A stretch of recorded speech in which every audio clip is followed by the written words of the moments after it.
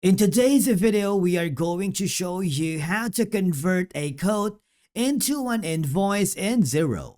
Let's begin. Now, the first thing that you need to do is log in using your credentials and then head over to the top menu, click the sales, and then click the codes. This is where all your drafted and sent codes are stored.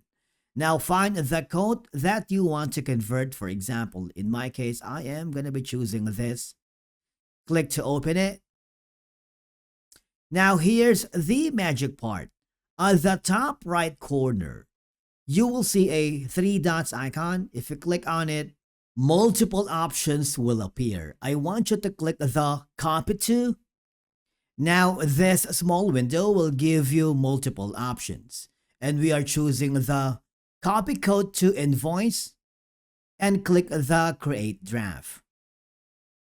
What will happen is Xero will automatically create a new invoice using all the details from your code, including the contact, items, pricing, and total. Before sending it out, take a moment to review everything here. Check the invoice date, add or adjust due dates, or include a reference or notes if needed. You can also customize the branding by adding your own logo or add payment details. Once everything looks good, click the approve and send.